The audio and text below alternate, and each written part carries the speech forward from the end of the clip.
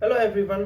आज हम बात करेंगे एलर्जिक डर्मेटाइटिस के बारे में। ये स्क्रीन पर आपको जो फोटो नज़र आ रही है ये हैंड एक्जिमा की है, जिसे हम डर्मेटाइटिस भी कहते हैं। जैसा कि मैंने प्रीवियस वीडियो में भी एक्सप्लेन किया था कि एक्जिमा या डर्मेटाइटिस कैसा स्प्रेड होता है, तो ये एक और केस है जो एलर्जिक की वजह से एक्जिमा डेवलप हुआ है। ये जो केस आप स्क्रीन पर नज़र आ रहा है ये एलर्जिक डर्मेटाइटिस का है, जो कि मोस्टली पेशेंट सोप की वजह से डेवलप हुआ है। कि जैसे ही पेशेंट साबुन वगैरह यूज़ करता है तो उसके हाथ के ऊपर ये एक्जिमा रीअपियर हो जाता है, और जैसे ही वो एक बार अपीयर हो गया तो उसमें रफनेस काफ़ी ज़्यादा आ जाती है, ड्राइनेस काफ़ी ज़्यादा आ जाती है। जैसे कि आप स्क्रीन पे देख रहे हो कि ये हाथ बिल्कुल फोल्ड हुआ हुआ है, कि जैसे ही इसको ये स्ट्रेट करता है तो उसमें से ओजिंग आना शुरू हो जाती है, ब्लीडिंग निकलना शुरू हो जाती है, और एक इचिंग का पैटर्न पूरी तरीके से ये दिन भर रहता है। तो पेशेंट का जो हाथ है वो इसी तरीके से फोल्ड हुआ हुआ रहता है। तो ये थे उसके पहले के फोटोज़। आइए जानते हैं कि ये एलर्जिक डर्मेटाइटिस एक्चुअली डेवलप कैसा हुआ है। कि मोस्टली ये पेशेंट बता रहा था कि जब भी वो साबुन वगैरह यूज़ करता है या डिटर्जेंट वगैरह यूज़ करता है, और घर में के जो भी ये चीज़ें रहते हैं कि साबुन के लिए सर्फ वगैरह यूज़ होता है, तो ये इसकी वजह से ये हाथ के ऊपर अपीयर हो जाता है। तो ये एलर्जिक डर्मेटाइटिस है, जिसे हम एलर्जिक एक्जिमा और डर्मेटाइटिस भी कहते हैं। आइए देखते हैं कि मेडिसिन लेने के बाद उसका फर्स्ट फॉलोअप कैसा रहा। ये स्क्रीन पर आपको जो फोटो नज़र आ रही है ये उसके फर्स्ट फॉलोअप की है। जैसा कि आप देख रहे हो कि पेशेंट का हाथ जो फोल्ड ही रहता था अभी वो स्ट्रेट रह रहा है, और उसके ऊपर का जो ड्राइनेस है वो काफ़ी कम हो गया है, और रफनेस काफ़ी कम दिख रही है, सिर्फ एक रेडनेस रह रही है। ये उसके एक हफ्ते के बाद का फॉलोअप है। आइए देखते हैं कि इसका सेकेंड फॉलोअप किस तरीके से रहता है।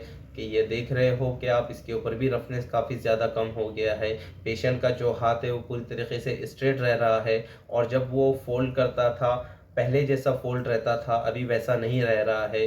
पेशेंट नॉर्मली जो उसका डेली वर्कआउट है वो कर रहा है। अब ये देखते हैं कि थर्ड फॉलोअप इसका किस तरीके से रहता है।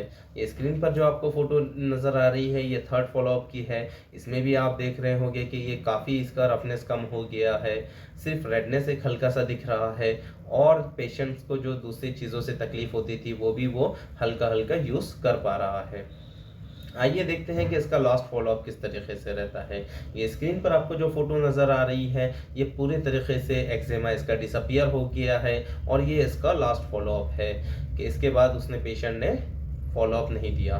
तो ये स्क्रीन पे जो फोटो नज़र आ रही है ये उसका लास्ट फॉलोअप की है। जैसा कि आप देख रहे हो कि पूरी तरीके से रफनेस निकल गया, एक्जिमा का जो पैटर्न था वो पूरी तरीके से डिसअपियर हो गया है, रफनेस पूरी तरीके से चली गई है, उसमें जो ड्राइनेस था वो भी पूरी तरीके से चला गया हो, और एक नॉर्मल स्किन नज़र आ रही है। जैसा कि पहला हाथ जो उसका देख रहे होंगे कि पहले के जो रफनेस था उसके कंपेयर में ये पूरी तरीके से हिल अप हो गया है, और एक नॉर्मल स्किन टोन जो दूसरे जैसा आपके देखोगे कि उसके पाम के ऊपर रह रही थी तो वैसे ही ये यहाँ पर डेवलप हो गया है।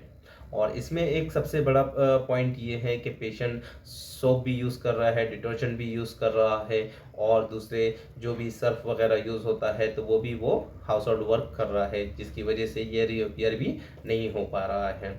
तो ये था हैंड एक्जिमा का केस, जो कि पूरी तरीके से डिसअपियर हो गया है, और मोस्टली ये एलर्जिक केस था कि ये एलर्जेंस की वजह से डेवलप होता है। कि ये जो डर्माटाइटिस एक्जिमा है ये एलर्जन की कैटेगरी में आता है, जिसकी वजह से ये डेवलप हो रहा था। इसमें प्रिकॉशंस के लिए मैं ये बोलना चाहूँगा कि अगर आपको एलर्जेंस की वजह से एलर्जिक डर्माटाइटिस है तो इसमें जो आप सोप वगैरह यूज़ करते हो तो उससे आप अवॉइड कीजिए, सर्फ वगैरह आप यूज़ कर सकते हो तो उसको अवॉइड कीजिए। हर एक पेशेंट के ये एक अलग रिस्पांस रहता है, बॉडी रिस्पांस उसका अलग अलग रहता है, तो उसकी वजह से भी ये एलर्जेंस डेवलप होते हैं, जिसकी वजह से एक्जिमा डेवलप हो जाता है।